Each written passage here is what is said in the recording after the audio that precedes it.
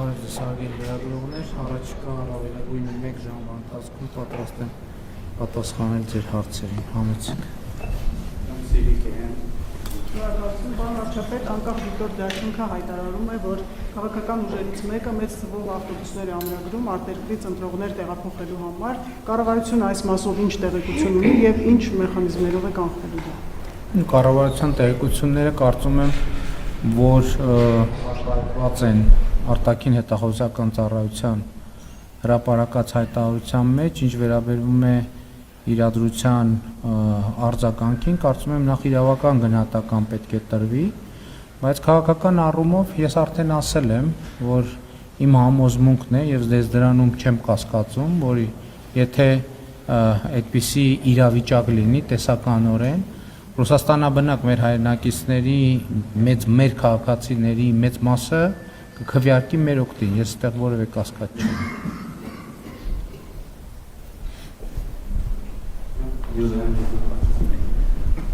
Էլի անդրադառնալով թեմային արտաքին հետախուզության հայտարարությանը, պարոն Փաշինյան, ինչու իշխանությունը հստակ չի նշում, թե որ երկրից են ստեղծված այդ քաղաքացիների վրա ճնշումների գործադրում, որովհետև տպավորվում է, թե ամբողջ աշխարհից խմբված Հայաստանի քաղաքացիների վրա ճնշումներ են գործադրում ինչ-որ մարդիկ կամ ինչ-որ ուժեր։ Ինչու երկրացում կամ ինչու դերից չի անում կառավարությունը որոշ երկրների անունները կան։ Սա առաջին հստակեցումը եւ երկրորդը դեր երկրի հետ կապված երեկերավորում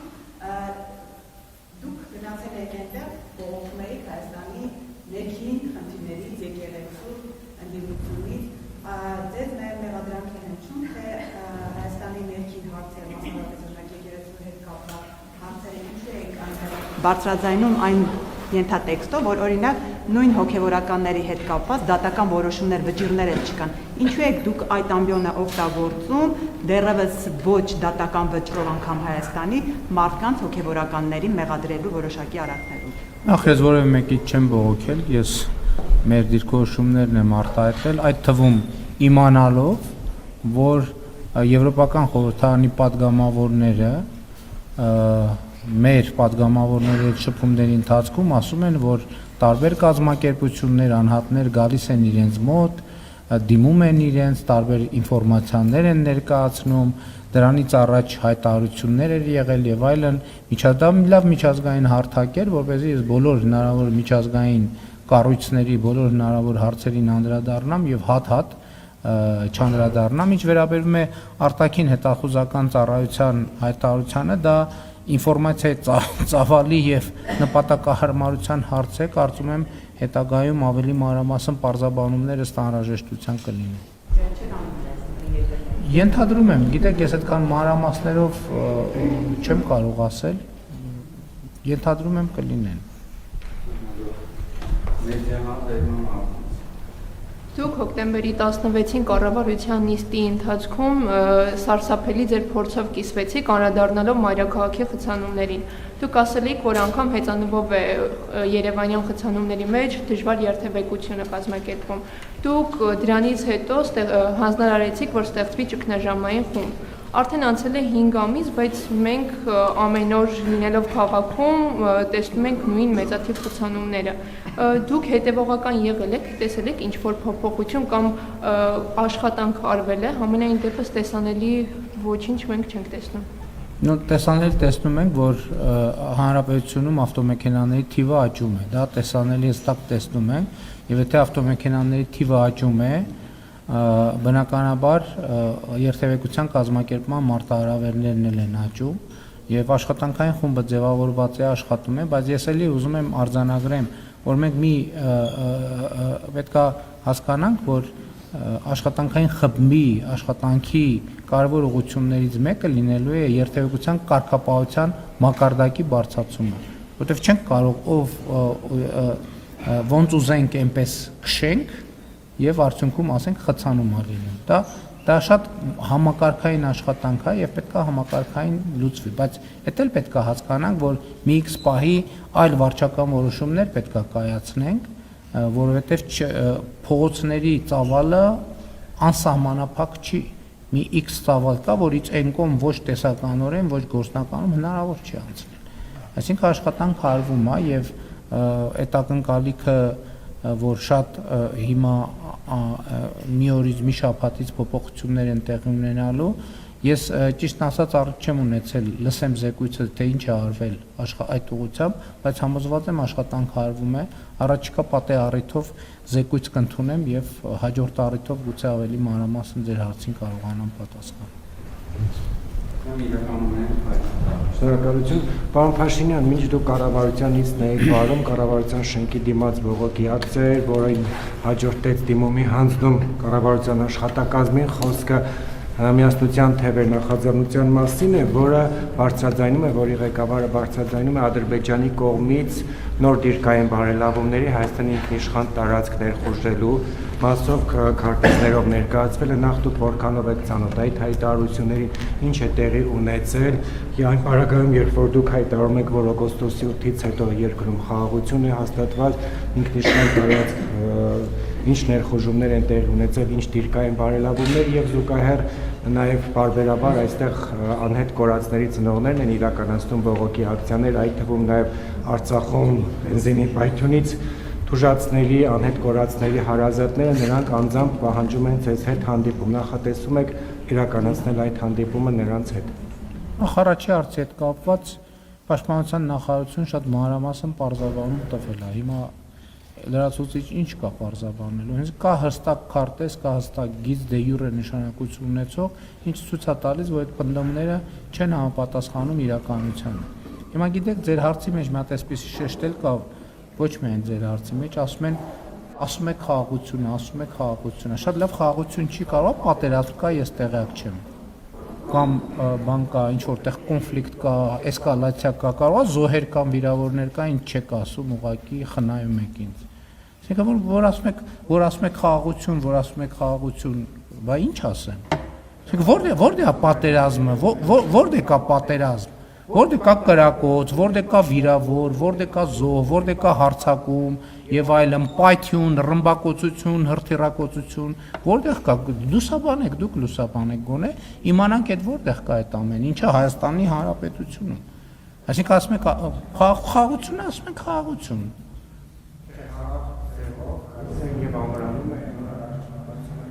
Լսեք, մենք ձեզ կարծեմ Պաշտպանության նախարարն էլ հրավիրել, որպեսզի դուք գնաք եւ տեսնեք, թե մենք մեր տարածքում ինչպիսի ինժեներական աշխատանքներ ենք անում, ինչ միջոցներ ենք ձեռնարկում։ Հրավիրել ենք նաեւ սպառազինություն տեխնիկա դիտելու։ Այսինքն մենք երկրները իրենց ինքնիշխան տարածքներում կարող են ինչ-որ միջոցներ ձեռնարկել, ինչու՞մ է խնդիրը, հենց ամբողջ խնդիրը դրանում է, որ կա հստակ սահմանագիծ, եւ գիտենք որտեղ է Հայաստանի Հանրապետությունը եւ Հայաստանի Հանրապետության պետական մարմինների լիազորությունը եւ որտեղ չի Հայաստանի Հանրապետությունը եւ Հայաստանի պետական մարմինների լիազորությունից դուրս։ Մենք իհարկե զուգահեռ ասել ենք, որ նաեւ կան տարածքների հետ կապված որոշակի խնդիրներ, որոնք կլուծվում են սահմանազատման գործընթացում։ Ձեր նշած դեպքը իմ նշած դեպքերի հետ կապ չունի։ Պաշտպանության նախարարությունը շատ հստակ պարզաբանում է տվել, որևէ լրացուցիչ բան ասելու բան չկա ուղղակի։ Երկրորդ հարցը։ Տեսեք, ես անհետ կորածների հարազատների հետ տասնյակ անգամներով եմ հանդիպել, տասնյակ անգամներով, տարբեր խմբերի հետ։ Եվ իմ փորձը ցույց է տալիս, պետք է հասկանանք այդ հանդիպման արդյունքում ինչ խնդիր ենք լուծում, ինչ խնդիր ենք ուզում լուծել։ Մենք կան մարմիններ, եթե ես տեսնեմ, որ այդ մարմինների հետ շփումները անհրաժեշտ են դարձնում, որ ես էլ հանդիպեմ, ես էլ կհանդիպեմ։ Ես երբեք որևէ հանդիպումից չեմ խուսափում։ Ես եմ դուրս գալիս փողոցներ մարդկանց հետ հանդիպելու համար։ Ես ոչ մի հանդիպումից չեմ խուսափում։ Ուղղակի հանդիպման նպատակը, արդյունավետությունը, օրակարգը պետք է հաստատվի։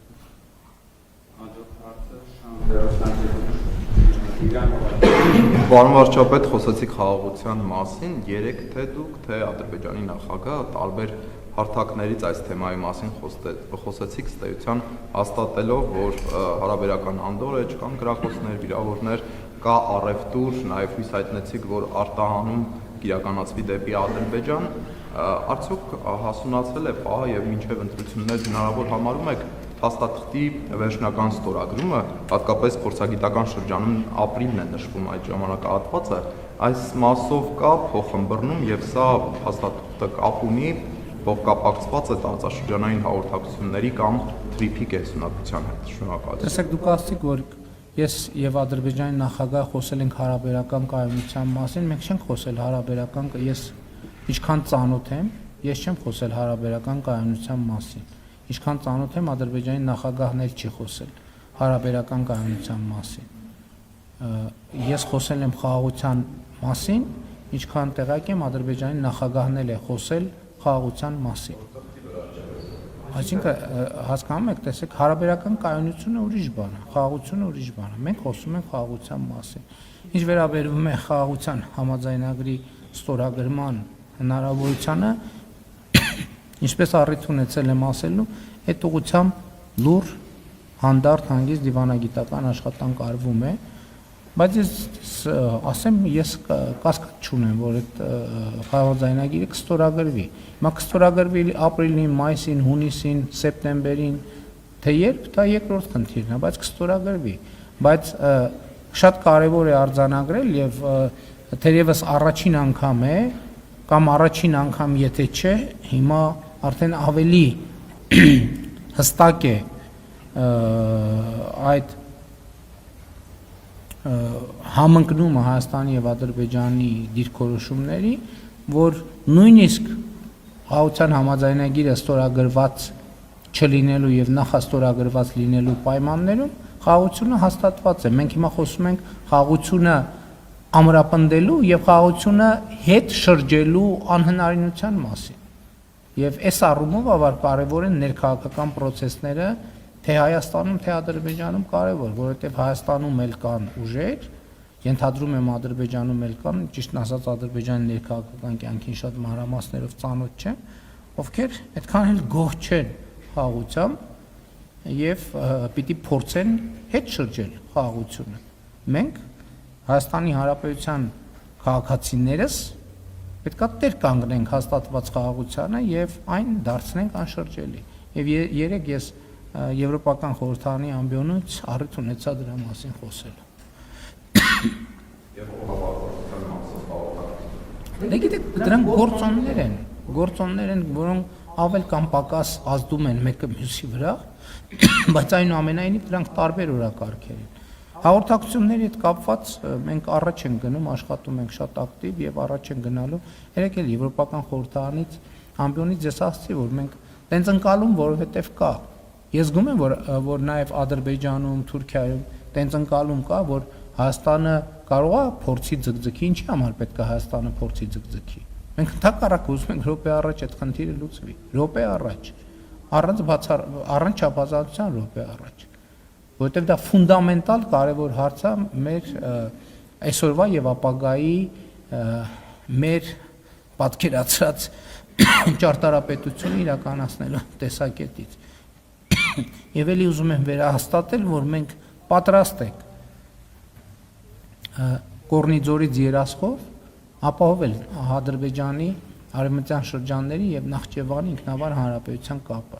Էլի շատ կարեւոր է արձանագրել, որովհետեւ ինչ ենք մենք այս առաջարկը անում, որովհետեւ հիմա մենք փաստացի Ադրբեջանի երկաթուղուց օգտվում ենք։ Չենք ուզում, որ մեր օգտվելը լինի միակողմանի։ Ուզում ենք, որ մենք էլ համապատասխանաբար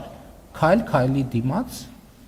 մենք էլ մեր քայլը անենք, մի անգամ առաջարկել ենք Թուրքիա-Ադրբեջան հաղորդակցությունը, հիմա առաջարկում ենք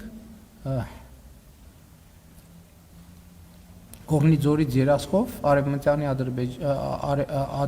արևմտյան շրջանների եւ Նախճեվանի ինքնավար հանրապետության միջև եւ հակառակ ուղղությամբ կապը ապահովել, մանավանդ որ Իրանի Իսլամական Հանրապետությունում տեղի ունեցող իրադարձությունների պայմաններում ոնց որ թե հարավով այդ կապի հետ կապված խնդիրներ կա։ Ընդ որում ուզում եմ ընդգծել, որ ինչու ենք այս երթուղին առաջարկում, որովհետև ուրիշ երթուղի չկա, ուրիշ երթուղը որ պատրաստ ճանապարհ լինի, չկա։ Այսինքն դա այսօր հնարավոր է օգտագործել։ Երասխի հատվածում մի փոքր վերանորոգման անհրաժեշտություն կա, բայց նույնիսկ առանց վերանորոգման այսօր էլ մեքենա կարող է գալ անցնել։ Ընդ որում եթե հարմար դիտվի, նաև բանով Իջևան Ղազախ հատվածով էլ կարող ենք ապահովել, այսինքն այնտեղ էլ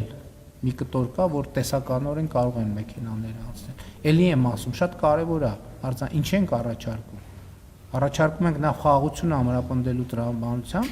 եւ այսօր մենք փաստացի Ադրբեջանի երկաթուղուց օգտվում ենք։ Այնպես չլինի, որ մենք տենց օգտվում ենք Ադրբեջանի երկաթուղուց եւ մտածում ենք, որ իրանք մեր ճանապարհներից պետքա չօգտվեն։ Ոչ, չենք մտածում ենք, որ պետքա օգտվեն։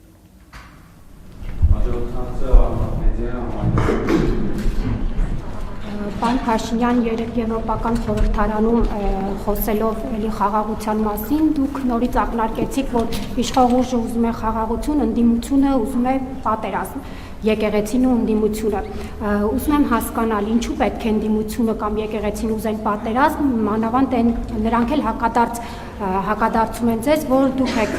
ուզում պատերազմ, իրենք արժանապատիվ խաղաղության կողմնակից են, դուք 4 պատերազմ եք բերել եւ այլն։ Սա մեկ հարց եւ երկրորդ պարոն Փաշինյան, պետք է մարտին սահմանադրության տեքստը հրապարակվի։ Ուզում եմ հասկանալ ձեր դիրքորոշումը անկախության հռչակագրի մասով, էլի անփոփոխ է, պետք է դուրս գա անկախության հռչակագիրը նախաբանից։ Շնորհակալություն։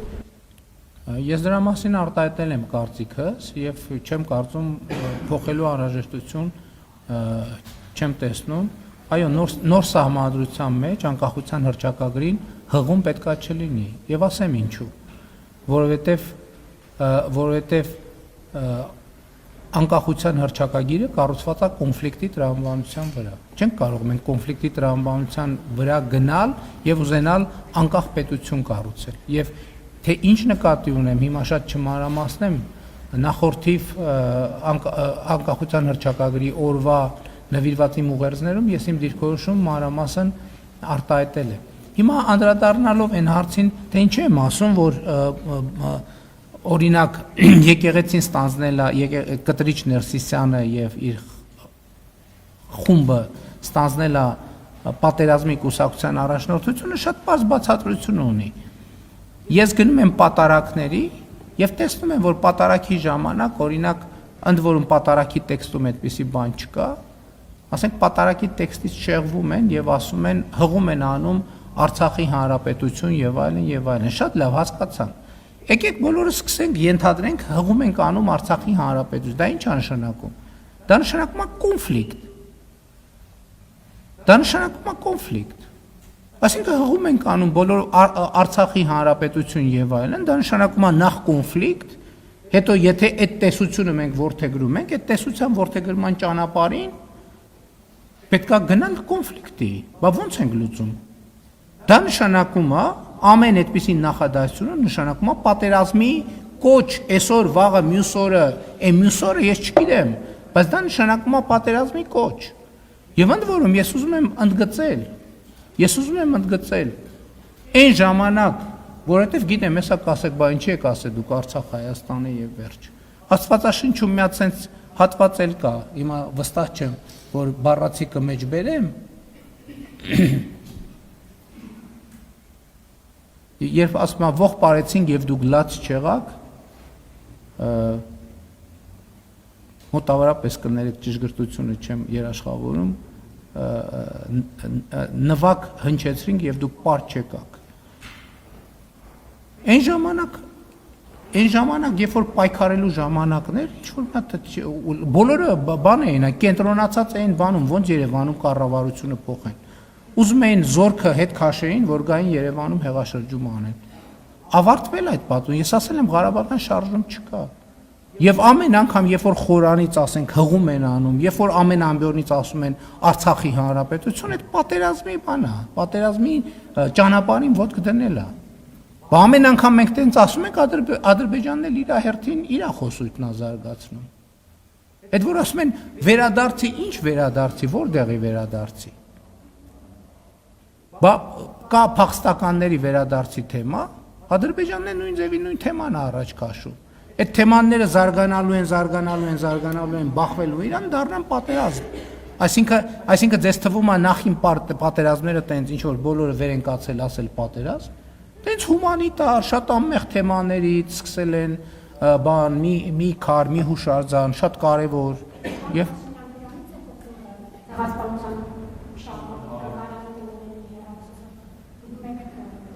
Այո, դրանից է բխում, որովհետև երբ որ երկրի վարչապետը ասում է, որ Ղարաբաղյան շարժում չկա, օտարերկրյա հյուրին Արցախյան հիմնահարց թեմայով գիրք նվիրել ինչ է նշանակում։ Այս երկրում քանի հոգի կարա արտաքին քաղաքականություն վարի։ Ինչի լուծարում։ Ով է ասել ձեզ, ինչ կապ ունի մեկը մյուսի հետ։ Հայաստանի Հանրապետությունում արտաքին քաղաքականություն վարում է Հայաստանի Հանրապետության կառավարությունը։ Եվ ով որ Հայաստանի այն պետական պաշտոնյան, ով որ կառավարության վարած արտաքին քաղաքականությանը հակասող բան կասի, պետք է ազատվի աշխատանքից, այդտեղ ինչ թեմա կա։ Այսինքն մենք պետություն ենք, թե սա բան է, ինքնագործ խմբակ է, որտեղ մեր ստեղծագործական պոտենցիալն ենք բանանում, փորձարկում։ Սա պետություն է, հարգելիներս։ Սա պետություն է, հստակ իր կառավարման տրամաբանությամբ եւ պետական համակարգով։ Եվ այդտեղ չքմեղանալու բացարձակ ոչ մի բան չկա։ Կառավարությունն է որոշում արտաքին քաղաքականությունը։ Ես կառավարության ղեկավարն եմ, այդ թվում ես եմ, այո։ Պարոն վարչապետ, այսինքն թանգարանի տնօրենը հեռացվել է ձեր ցուցումով այն բանի համար, որ ԱՄՆ փոխնախագահային Արցախի վերաբերյալ գիրք է նվիրել, ճիշտ հասկացան ձեր պնդումը, ձեր մեկնաբանությունը։ Ցուցումով, այո, ես խնդրել եմ, որ նա հրաժարականի դիմում գրի։ Իմ ցուցումը եղել է Արցախի մասին իր խոսելը, նաև գիրք նվիրելը, հա, դուք համարել եք դա կառավարության քաղաքականությանը հակառակ ինչ որ գործողություն։ Այո, ես դա համարել եմ կառավարության վարած արտաքին քաղաքականությանը հակառակ գործողություն, ես դա համարել եմ սադրիչ գործողություն եւ խնդրել եմ, որ դիմում գրի։ Պարոն վարչապետ, այդ դեպքում հնարավոր է դուք հոգևորականների հետ կապված այս ամբողջ process-ը սկսել եք հենց այդ պատճառով, որ նրանք մշտապես խոսել են Արցախի մասին, իսկ մնացած ամեն ինչը եղել է փաթեթավորում այդ հարցի, եւ դուք հայտարարեցիք, որ ինքնիշխան երկրները իրենց տարածքում գործողություններ են իրականացնում, ինչ որ ամրաշինական աշխատանքներ են կատարում։ Բաքուն Հայաստանի օկուպացված տարածքներում ամրաշինական աշխատանքներ առհասարակ կատարել է։ Ընդհանրապես արձանագրենք, որ ես նախկինում ասել եմ Մայրաթորի հետ կապված բոլոր խնդիրները եւ ես կարծում եմ, որ Կտրիչ Ներսիսյանը եւ իր խմբակը կառավարվում է պետական անվտանգության կոմիտեի գործակալի խողովակով եւ տրամաբանությամբ։ Ես սա երբեք չեմ էլ թաքցրել, բայց ինչպես է այդ հոգեվոր ոլորտում այդ խոցերը, երեք ասեցի, դա խոցել են դարձնում, որ մարդկանց հեշտությամբ հավաքագրեն եւ օգտագործեն ոնց ուզում են։ Սա պետական անվտանգության հարց է։ Եվ այո, ես էլի ասում եմ, երբ որ երկրի վարչապետը հայտարարում է, որ մենք Ղարաբաղի շարժումը պետքա դադարեցնենք, չի կարող լինի պաշտոնյա, որը շարունակի Ղարաբաղի շարժումը։ Չի կարող լինել։ Հոգևորականները ինչ։ Ներողություն, բայց եկեք գերխոսության չվերածենք։ Ես դες նոր ասեցի, ես նոր գնացել եմ պատարակի եւ բանից հնչում է։ Պատարակին հնչում է։ Ընդ որում պատարակի ընթացքում հնչում է ոչ մի անգամ։ Արցախի հանրապետությունը դա չի նշանակում։ Այդ նշանակում է պատերազմի կոչ։ Ուրիշ բան չի նշանակում։ Լավ, ոչ այսօր, վաղը մյուս օրը։ Բա էս ենք ասում, բա դրա համար ենք ասում։ Բա դրա համար ենք ասում, որ Կտրիչ Ներսյանը եւ իր խմբակը պատերազմի կուսակցության առաջնորդությունն է ստանձնել։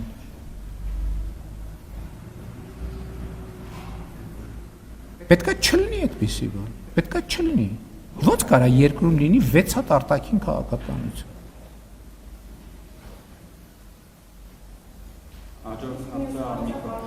Հայաստանի օկուպացված տարածքներում երբևէ ամրաշինական աշխատանքներ դիրքեր։ Գիտեք, ես նախկինում այդ թեմային անդրադարձել եմ,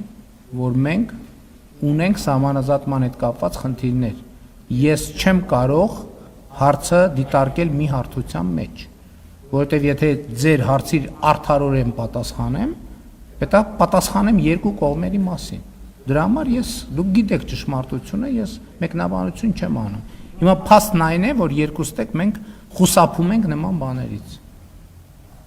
որպեսզի խաղաղությունը չվտանգենք, ու ճիշտ ենք անում։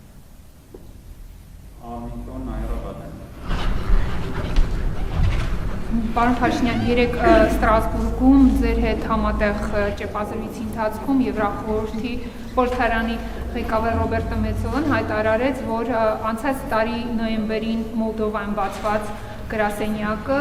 զբաղվելու է նաև Հայաստանի հետ հարաբերություններով։ Կարծում եմ, ինչ այս հայտարարությունը հարցը ձեր հետ մանրամասն քննարկվել է, դուք տեղեկացված եք, ինչ գործառույթներ է իրականացնելու այդ գրասենյակը Հայաստանում կոնկրետ, ինչ նպատակներ ունի, ինչքանով է դա վերաբերելու եկող, այսինքն հունիսին սպասվող խորհրդարանական ընտրություններին ու հաշվի առնելով են, որ վերջերս տեղեկատվություն եղավ, որ Հայաստանը ԵՄ-ից խումբ է խնդրել Ռուսաստանից ենթադրյալ հիբրիդային սպառնալիքներին հակազդելու համար։ Եվ հարցիս երկրորդ մասը, որքանով եք դուք հնարավոր համարում մոլդովական սցենարի կրկնությունը Հայաստանում խորհրդարանական ընտրություններից առաջ, հաշվի առնելով, որ վերջերս արտաքին հետախուզական ծառայությունը համապատասխան հայտարարությամբ հանդես եկավ եւ քննչական կոմիտեն վարույթ նախաձեռնեց։ Շնորհակալություն։ Ընդհանրապես մենք միշտ առաջնորդվում ենք հայաստանյան եւ հայկական սցենարներով, եվրոպական խորհրդարանի ներկայացուցչության գործունեության հետ կապված ես քննարկում չեմ ունեցել, մեր գործընկերները կպարզաբանեն ինչ նկատի ունեն, մենք ըստ այդմ մեր վերաբերմունքը կարտահայտենք։ Մոլդովական սցենարը ինչ է, դե պետք է երկար պարզաբանվի։ Դե հիմա տեսեք, մոլդովական սցենար ասելով դրա համար ամեն մեկը իր ընկալումն ունի Մոլդովայում տեղի ունեցածի վերաբերյալ, ես ասում եմ մենք առաջնորդվում ենք հայաստանյան սցենարներով։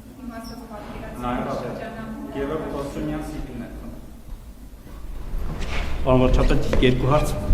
արագ։ Մեկը մեր հանրությանը վերաբերյալ, մյուսը միջազգային կոնտեքստից դուք դժվար տեսածն եք, մենք քաղաքացիներից երբեմն տեսնում ենք բակերում, դպրոցների մոտ մարդիկ ինքնամոռաց ինչ-որ բան են փնտրում տարբեր հատվածներում, որպես կանոն նրանք փնտրում են թմրամիջոցներ, այդ թմրամիջոցները տարածվում են Telegram-ի միջոցով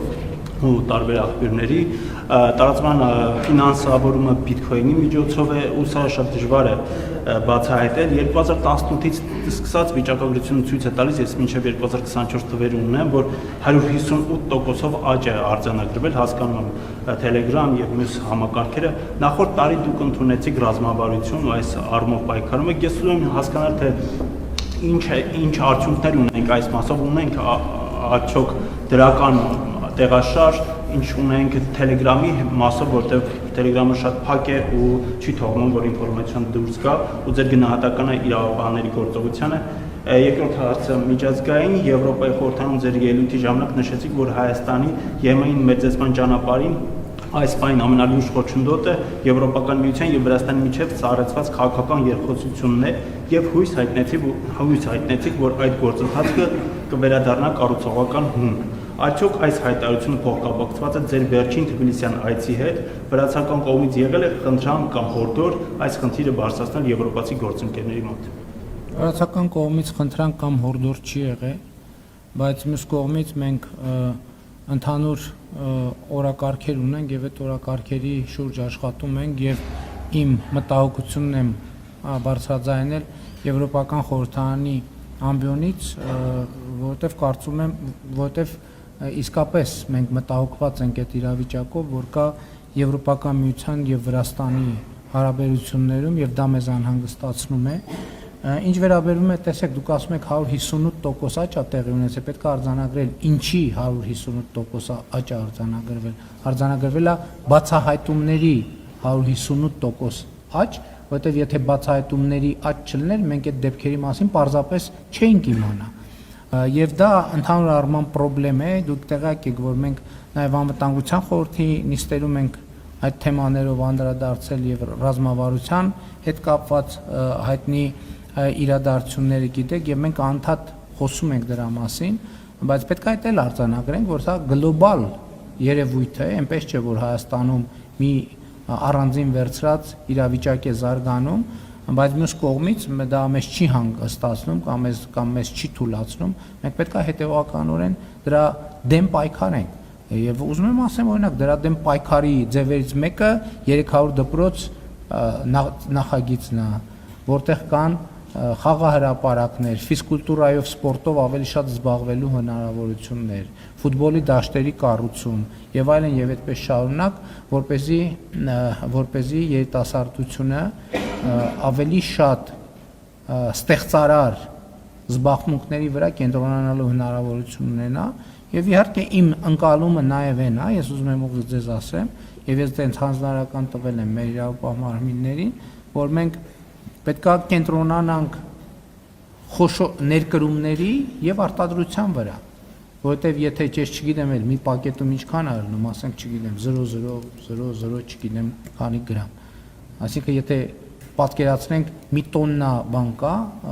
թմրանյութ կա, ինքը բաժանված է հազարավոր, տասնյակ հազարավոր պակետների։ Եթե մենք սկսենք վազել այդ մի գրամանոց պակետների հետևից, այդ ուշազպար կլինի մեր իրավապահ համակարգը։ Մենք պետք է գնանք գտնենք խոշոր ներկրողներին եւ ներկրողներին եւ արտադրողներին։ Իրավապահները չեն տալիս հաղորդագրություններ։ Մեկ տույնը կոկայինով ես գիտեմ, որ գործ ուղարկվում է դատարան եւ դե մեկը բանն է, մեկը Հայաստանի փրկիչ Միհրան Պողոսյանն է, որը հետախուզման մեծ է։ Թող լակա իր կոկայինին տիրություն անի, հետո կտեսնենք Հայաստանին ոնց է տիրություն անում։ Գնալ ձեր դեպի միակ Սարգսյան իշխանություն։ Պարոն Փաշինյան, Հայաստանի ընդդիմադիր դաշտի եւ նախկինների հետ առնչություն ունեցող ChatGPT-ին հարցրի Հայաստանի որ ղեկավարի օրոք է ամենաշատ ռազմական էսկալացիա եւ պատերազմ եղել, պատասխանեց հետեւյալը. Նիկոլ Փաշինյանի վարչապետության ընթացքում Հայաստանը անցել է մի քանի ռազմական սրացման կամ պատերազմական իրավիճակի միջով։ Ամենախոշորը հիմնականում հետևյալներն են. 2020 թվականի պատերազմ 44 օր, 2021 թվականի սահմանային բախումներ, մայիսից սկսած ադրբեջանական զորքերը մտան Հայաստանի սահմանային հատվածներ, Սյունիքի մարզ, Եղարքունիքի մարզ, տարբեր ժամանակահատվածներում եղել են կրակոցներ եւ լարվածություն, 2022 թվականի սեպտեմբեր պատերազմական բախումներ, սեպտեմբերի 13-ից 14-ը լայնածավալ մարտեր Հայաստանի տարածքում, հարվածներ հասցվեցին քաղաքներ, ջերմուկ եւ այլն։ Սա արդեն համարվում է Հայաստանի տարածքի վրա ամենախոշոր հարձակումը 2020 թվականից հետո։ Ամփոփում է ChatGPT-ն. մեկ լիարժեք մեծ պատերազմ, մեկ խոշոր ռազմական էսկալացիա, շարունակվող սահմանային բախումներ 2021 թվականից հետո։ Հայաստանի գրեթե բոլոր ղեկավարների, բացառությամբ Ռոբերտ Քոչարյանի օրոք, Հայաստանում տեղի ունեցել ռազմական էսկալացիաներ եւ պատերազմ։ Դուք բարբերաբար ասում եք, որ հաստատված խաղաղություն կա, ուր է, կրակոց չկա, ցույց տվեք, ասեք զոհեր կան թե ոչ, բայց առնվազն Ադրբեջանի հետ խաղաղության համաձայնագրի ստորագրումից հետո Իլհամ Ալիևը հայտարարել է, որ դուք ունեք տնային առաջադրանք եւ քանի այդ առաջադրանքը չեք կատարել, խաղաղության պայմանագիր չի ստորագրվելու։ Հիմա պարոն Փաշինյան, պարզ հարց, ում վրա եք ծախում, այսպես ասած, խաղաղություն բառը, եթե դուք այն միակ ղեկավարն եք, ում օրոք այսքան պատերազմ եւ այսքան ռազմական էսկալացիա է տեղի ունեցել, եւ ձեր կառավարման առնվազն 7 տարվա ընթացքում Հայաստանի ժողովուրդը մշտապես եղել է ստրեսի, դեպրեսիա եւ պատերազմի մեջ։ Ես զարմանում եմ, ինչի եք ChatGPT-ին հարցնում, դուք Հայաստանում չեք եղել այդ ողջ ընթացքում։ Մի րոպե, սպասեք, ես լուր ձեզ լսում էի, դուք էլ ինձ լուր լսեք, էլի։ Երկրորդը, ChatGPT-ին հասնելու կարիք չկա։ Այդ ամեն ինչը տեղի է ունեցել մեր բոլորի աչքի առաջ եւ մեր կյանքում, մեզ հետ։ Եվ այդ ամեն ինչի արդյունքում Հայաստանը ձեռք է բերել իրական անկախություն։ Հայաստանի Հանրապետությունը ձեռք է բերել իրական անկախություն եւ ձեռք է բերել իրական խաղաղություն։ Նախորդ շրջանի ամբողջ ռազմավարությունը եղել է հետեւյալը, որ ոչինչ թող եւս 30 տարի սենց ձգվելով, քանվելով կիսապետությունից մեկ քառորդ պետություն դառնալով եւ տենց շարունակենք գնալ։ Այդ ամեն ինչի արդյունքում Հայաստանի Հանրապետությունը ձեռքաբերել անկախություն եւ առիթ ունեցել եմ ասելու, որ այսօր Հայաստանի Հանրապետությունը պետություն է ավելի քան երբևէ, անկախ է քան երբևէ, ինքնիշխան է քան երբևէ, խաղաղ է քան երբևէ, զարգացած է քան երբևէ եւ ունի մեծ հեռանկարներ քան երբևէ։ Գիտեք ինչ, ոչ մի բան ձրի չի տրվում։ Պետությունը ձրի չի տրվում։ Պետություն ձրի պետություն ունենալն է, այդ որ ասում եք երաշխավոր, բա ինչի՞ չեք ասում, բա այդ որ նոր նկարագրում եք այդ իրադարձությունները, ջերմուկի եւ բանը։ Բայց որ բոլորը տենց հիացական բան են եւ կրկոտ երաշխավոր են, բայց այդ ժամանակ մենք ունենք երաշխավոր։ Ձեր ասած նախորդ ղեկավարների ժամանակ ձևավորված, ստորագրած, վավերացրած, երթում կերած անվտանգության երաշխիքներ կային, բայց այդ անվտանգության երաշխիքները ինչի չաշխատեցին։ Որ 30 տարի աշխատել են Հայաստանի պետություն չլինելու հաշվին։ 30 տարի աշխատել են Հայաստանի վասալ լինելու հաշվին եւ չեն աշխատել, որովհետեւ 30 տարի սահմանին զոհեր ենք ունեցել մենք։ 2025 թվականը առաջին օրացուցային տարին է անկախությունից ի վեր, երբ որ մենք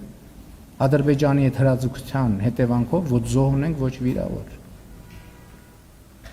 Մենք հազարավոր զոհեր ենք ունեցել։ Եվ այսօր այո խաղաղություն է եւ Հայաստանի ժողովուրդը պետքա տեր կանգնի այդ խաղաղության։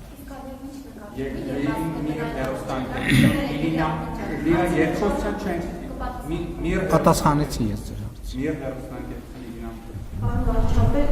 Ագարակի անցակետում մի փոքր բեռնատարների կուտակումներ կան, այս պահի դրությամբ մոտավորապես 180 մեքենա կա, հասկանալի է, որ մաքսավորները չեն հասցնում, որովհետև կապը գնում գալիս է։ Ինչ է կարծում կառավարությունը, ինչ է մտածում այլընտրանքային ճանապարհների, հասկանալի է, որ Վրաստանով են հիմա գալիս, Վրաստանի պորտերը հերիք են, որ լրիվ անցնեք, թե համարում եք, որ դեռ ժամանակը չէ։ Ձեր հարցի մեջ ձեր պատասխանը կա, դուք ասացիք մաքսավորները չեն հասնում, որովհետև կապը գնում գալիս է։ Ճիշտ պատասխանն է կապը գնում գալիս է, մաքսավորների հասցնելու խնդիր չկա։ Իրանի Իսլամական Հանրապետության կողմում հասկանալի պատճառներով կան տեխնիկական խնդիրներ, այդ տեխնիկական խնդիրները շտկվում են, կառավարվում են եւ ես ձեր հարցադրման արտակարգության որևէ առիթ չեմ տեսնում, ամեն ինչ աշխատում է բնականon ռեժիմով։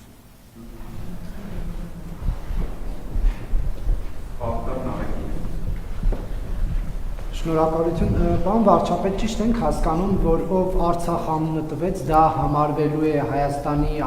վարած արտաքին քաղաքականությանը դեմ քաղաքականություն։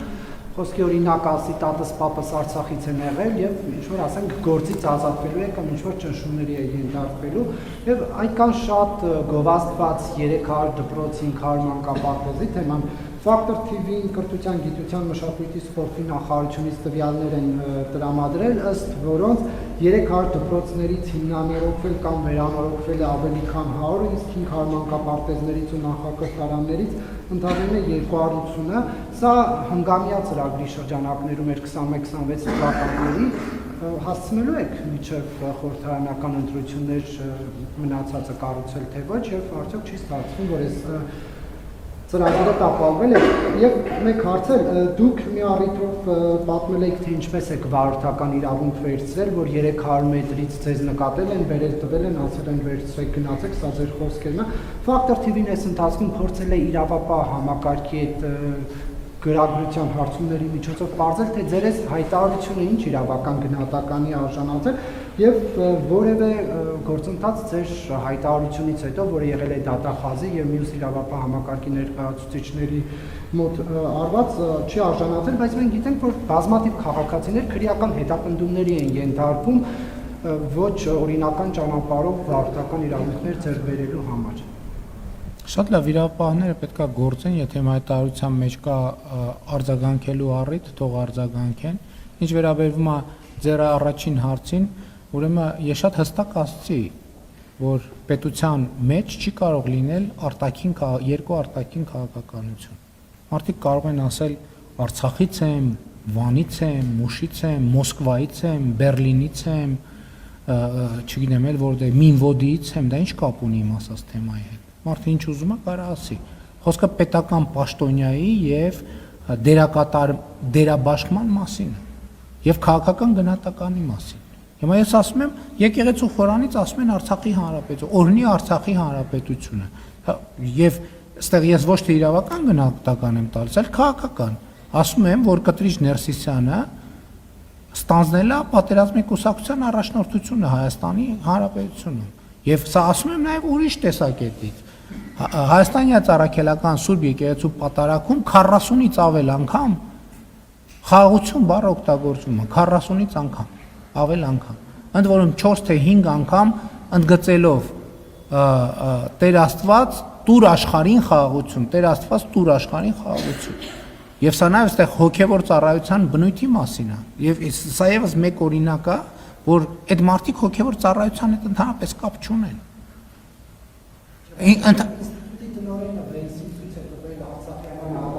Լսեք, ոչ դրա համար չի։ Արարողակարգային նվեր տալ Արցախյան հիմնախնդիր թեմայով դա սադրանք է, քաղաքական սադրանք է։ Չի կարող այդպիսի բան լինել։ Այսինքն նվեր տալու բան կա, մենք չենք կարում նվեր տանք, վախենում ենք նվեր տանք բանի ուրիշ պաշտոնյայի միջոցով պետք է նվեր տանք։ Լսեք, կա պետություն, արարողակարգ, հասկանում եք, ելի եմ ասում, հերիքա մենք մեր երկրին վերաբերում ենք որպես ինքնագործունեության խմբակի։ Ես չեմ կարա տենց բան թույլ տամ, որովհետև պետության թիվ 1 պատասխանատուն եմ։ Ինչ վերաբերվում է 300 դպրոց 500 մանկապարտեզ ծրագրին, մենք ասել ենք 2026 թվականին է, եւ մենք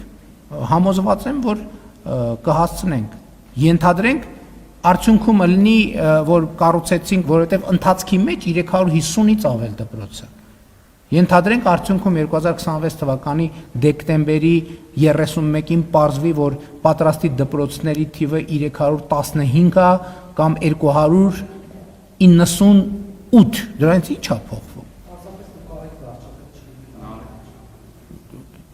Շատ լավ, կապրենք կտեսնենք։ Այսինքն դուք շատ շնորհակալություն կոմպլիմենտի համար, դուք արձանագրեցիք, որ անհրաժեշտ է, որ ես շարունակեմ մնալ վարչապետ, որպեսզի Հայաստանում դպրոցներ կառուցվեն եւ ոչ թե դպրոցներ քանդվեն։ Շնորհակալ։ Գազավոր արևելյան իրադարձություններով պայմանավորված, ինչպես նաեւ Իրանի դեմ պատերազմով պայմանավորված մասնագիտական դաշտում քննարկումներ կան հնարավոր նկատելի գնաճի մասին։ Գիտենք, որ Իրանը նաև փակել է պարենային մթերքի արտահանման սահմանափակում է դրա հնարավորությունները փակել։ Կխնդրեմ ներկայացնեք, թե կառավարությունը երկրի ներսում նախ գները զսպելու առումով ինչ քայլերի անհրաժեշտություն է տեսնում եւ ընդհանուր առմամբ շուկաների եւ ենթակառուցվածքների առումով ինչպիսի քայլեր են ձեռնարկում։ Ես ուզում եմ մեր ուշադրությունը հրավիրեմ, որ Հայաստանի Հանրապետությունը ինքը սննդամթերք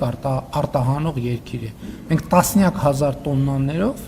սննդամթերք ենք արտահանում այլ երկրներ, հետևաբար այդտեղ խնդիր չկա։ Ինչ վերաբերվում է գնաճին, կան համապատասխան պետական մարմիններ, որոնք մոնիտորինգ են անում ամենօրյա եւ ըստ անհրաժեշտության, եթե նման անհրաժեշտություն լինի, միջոցներ կձեռնարկվեն։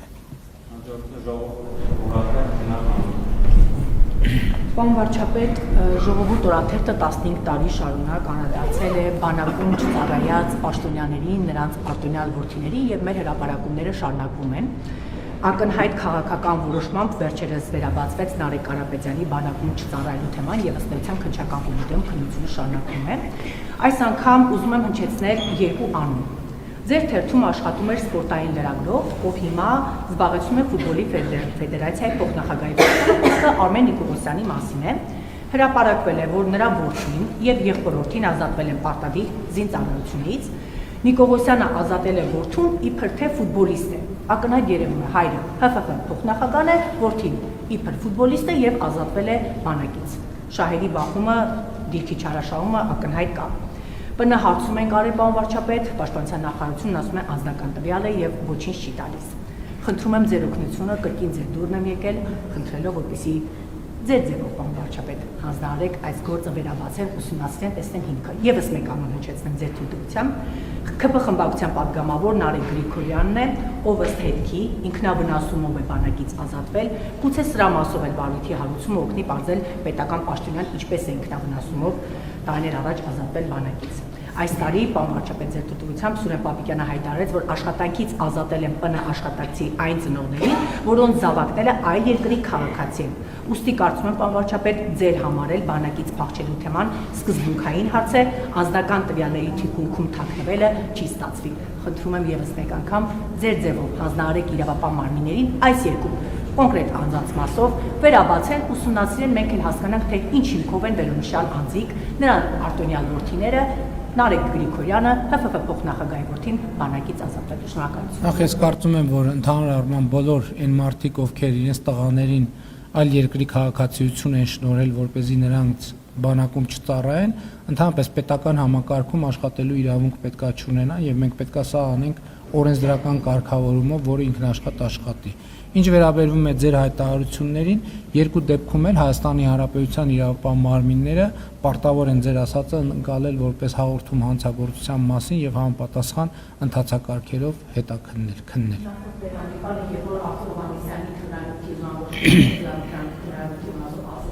Ես այդ ընթացն ավարտել եմ։ Այս անգամ նույնիսկ կողմավաճառել։ Կնշեմ վարչապետը կառավարության նիստի ընթացքում, որ Չավիապանի տեսարավների հետ հստակ ասեցի իրավապահները պարտավոր են, ես ընթացել եմ։ Դա պարոն վարչապետը ասի չասի, իրավապահները պարտավոր են։ Ասում եմ, պարոն վարչապետը ասի չասի, իրավապահները պարտավոր են։ Նախորդ 5 շաբթի դուք նշեցիք, որ ձեզ փոխանցվել է այդ մրցանակի գումարը, բայց դեռ չեք որոշել ինչ ուղղությամբ եք ծախսելու։ Չեք պատրաստվում այդ գումարը հանձնել պետությանը եւ պարոն Փաշինյան ամիսներ առաջ ճեպազրույցում խոսելով ազգային ժողովի քպական падգամավոր Հայկ Սարգսյանի մասին դուք ակնարկել եք, որ եղել են կոռուպցիոն գործողություններ։ Արդյոք սա չի նշանակում, որ ձեր եւ ձեր թիմակիցների լրությամբ կոծկում եք ինչ-որ հանցագործություն։ Ոչ, այդ գործողությունները ունեցել են կոնկրետ հետևանքներ, եթե ինչքան գիտեմ, դատավճիռներ են եղել։ Այսինքն շատ կոնկրետ գործողություններ ա եղել եւ այդ հարցը լուծվել է։ Ինչ վերաբերվում է գումարի հետ կապված, հիմա իմ հանձնարարությամբ աշխատակազմը եւ կոռուպցիայի կանխարգելման հանձնաժողով եւ արդարադատության նախարարության հետ քննարկումներ է անում, որպեսզի այդ գումարի իրավական կարգավիճակը ճշտի, բայց դա մեկը մյուսի հետ կապ չունի, այսինքն եթե այդ գումարը կպարզվի, որ պետքա անձնական որոշմամբ ծախսվի կամ փոխանցվի պետական բյուջեի կառավարության որոշմամբ ծախսի, դա բան չի փոխում, այսինքն ծախսելու ուղղությունը կամ անձնական հարթության մեջ կորոշվի կամ կառավարության, բայց հիմա մենք այդ քննարկումների մեջ ենք, որպեսզի այդ գումարի կարգավիճակը պարզենք, այդ գումարը այս պահին այո փոխանցվել է, բայց անորոշ կարգավիճակում է, չգիտենք դա, այսինքն որպես դա պետքա հայտարարագրվի, թե դա պետքա որպես նվեր հայտարարագրվի, վերադարձվի պետական բյուջե, այսինքն այդ կարգավիճակները կճշտենք, բայց ելի եմ ասում դրանց օգտագործման որոշման ընթացքը